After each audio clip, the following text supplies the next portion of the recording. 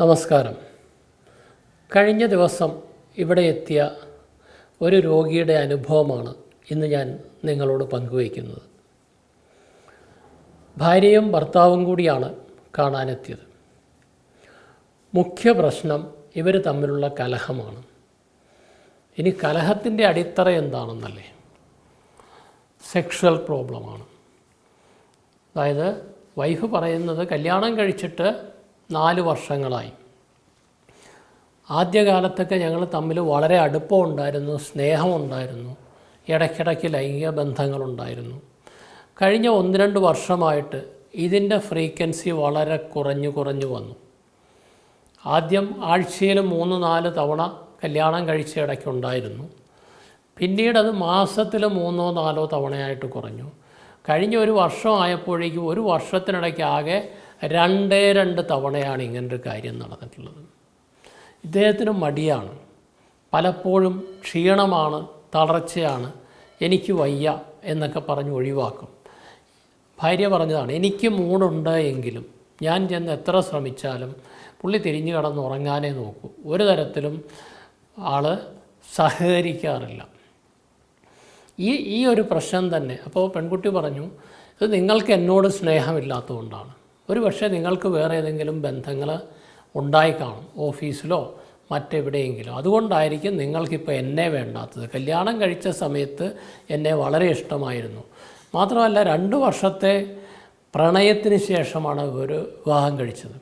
അപ്പോൾ ആ പ്രണയകാലത്തൊക്കെ അവസാന കാലങ്ങളിൽ എവിടെയെങ്കിലും ഒന്നിച്ചു പോവുകയും സിനിമയ്ക്ക് പോവുകയും കെട്ടിപ്പിടിച്ചിരിക്കുകയൊക്കെ ചെയ്യുമായിരുന്നു.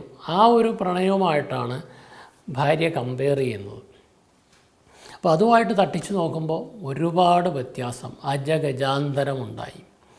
അതുകൊണ്ട് തന്നെയാണ് അവൾ വളരെയധികം ഡിസ്റ്റർബ്ഡ് ആയത്. അപ്പോൾ പ്രശ്നങ്ങൾ കൂടുതൽ ചോദിച്ചു, മനസ്സിലാക്കി. പ്രത്യേകിച്ച് ഇദ്ദേഹത്തിന് അസുഖം എന്തെങ്കിലും ഉണ്ടോ? എനിക്ക് അസുഖമൊന്നുമില്ല. ചോദിച്ചു വന്നപ്പോഴാണ് പറഞ്ഞത്, ഡോക്ടറെ, ഈ സെക്സ് ചെയ്ത് കഴിഞ്ഞാൽ ഭയങ്കര ക്ഷീണമാണ്. എനിക്ക് പണ്ടും അനുഭവപ്പെട്ടുണ്ട്. ഞാനധികം സ്വയംഭോഗമൊന്നും ചെയ്തിട്ടില്ല. അതിന് കാരണം ചെറുപ്പത്തിലൊക്കെ ആണെങ്കിലും ഒന്ന് സ്വയംഭോഗം ചെയ്ത് കഴിഞ്ഞാൽ 2-3 ദിവസത്തേക്ക് എഴുന്നേറ്റ് നടക്കാൻ പറ്റില്ല. നല്ല ക്ഷീണമാണ്, തളർച്ചയും ക്ഷീണവും, ഒന്നിനും ഒരു ഉഷാറില്ല, എപ്പോഴും ഉറക്കം തന്നെയാണ്. ഇപ്പോഴും ഞാനൊരു സെക്സ് ചെയ്ത് കഴിഞ്ഞാൽ പിന്നെ അടുത്ത ദിവസമൊക്കെ ക്ഷീണമാണ്.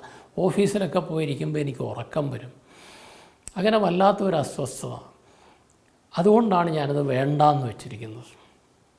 പിന്നെ ഓഫീസിൽ നല്ല തിരക്കാണ് കഴിഞ്ഞ 1-2 വർഷങ്ങളായിട്ട്. അപ്പോൾ ഈ തിരക്കിനിടയ്ക്ക് അവിടുത്തെ 1-2 സ്റ്റാഫ് പോയി, അല്ലെങ്കിൽ ഈ കൊറോണ കാലമൊക്കെ വന്നപ്പോൾ അവരെ ഒഴിവാക്കി വിടുകയും ചെയ്തു. അങ്ങനെ പല കാരണവശാൽ ഓഫീസിലെ സ്റ്റാഫ് കുറഞ്ഞു. എൻ്റെ തലയിലേക്കാണ് ഒരുപാട് വർക്ക് എത്തിയിരിക്കുന്നത്. അപ്പോൾ ഈ ജോലിയെല്ലാം ഞാൻ ചെയ്യണം. അതിനിടയ്ക്ക് കൂടി ഇത് കഴിഞ്ഞാൽ പിന്നെ അടുത്ത ദിവസം എന്നെ ഒന്നിനും കൊള്ളില്ല. അതുകൊണ്ടാണ് ഞാൻ ഒഴിവാക്കുന്നത്. ഇദ്ദേഹത്തിൻ്റെ ശാരീരിക പരിശോധനകളൊക്കെ ചെയ്തു, ഫിസിഷ്യൻ കണ്ടു. എന്തെങ്കിലും ഹെൽത്ത് പ്രോബ്ലം ഉണ്ടോ, ക്ഷീണത്തിന് കാരണമായ എന്തെങ്കിലും ഉണ്ടോ എന്ന് നോക്കാൻ വേണ്ടിയാണ് പരിശോധനകൾ നടത്തിയത്.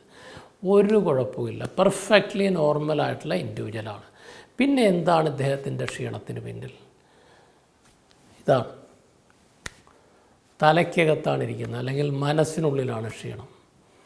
ഒരിക്കൽ സ്വയംഭോഗം ചെയ്തു കഴിഞ്ഞാൽ, അല്ലെങ്കിൽ സെക്സിലിടപെട്ട് കഴിഞ്ഞാൽ ശരീരം ക്ഷീണിക്കും, വലിയ ക്ഷീണം ഉണ്ടാകും എന്നുള്ള ചിന്ത എവിടുന്നോ പണ്ടുള്ളവർ പറഞ്ഞു വെച്ച ഒരാന മണ്ടത്തരം തലയിൽ കയറിയിട്ടുണ്ട്.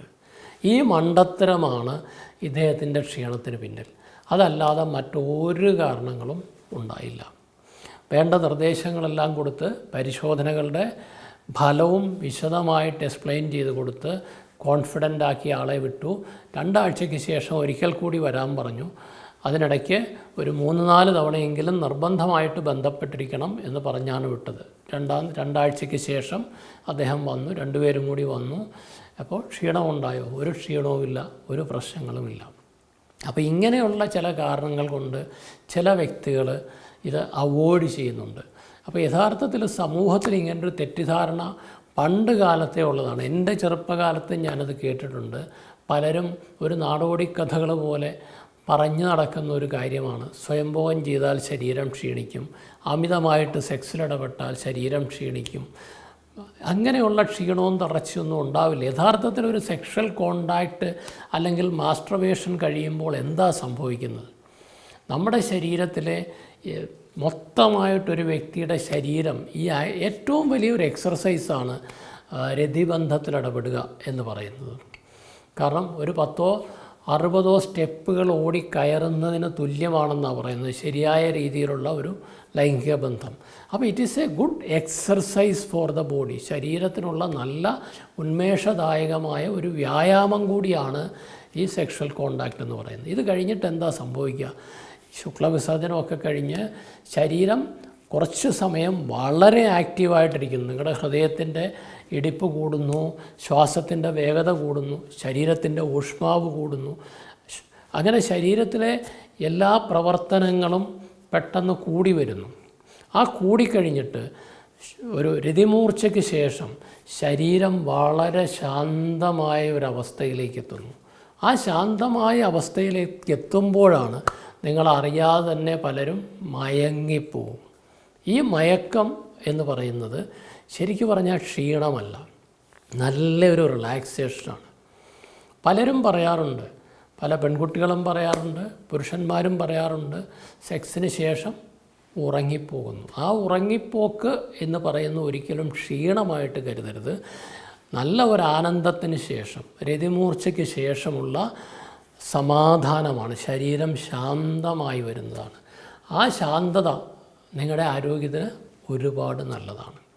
അപ്പോൾ സെക്സിലിടപെട്ടതുകൊണ്ടോ സ്വയംഭോഗം ചെയ്തുകൊണ്ടോ ആർക്കും ക്ഷീണമുണ്ടാവില്ല എന്ന് മനസ്സിലാക്കുക. മറ്റൊരു വിഷയവുമായി വീണ്ടും കാണാം. നന്ദി, നമസ്കാരം.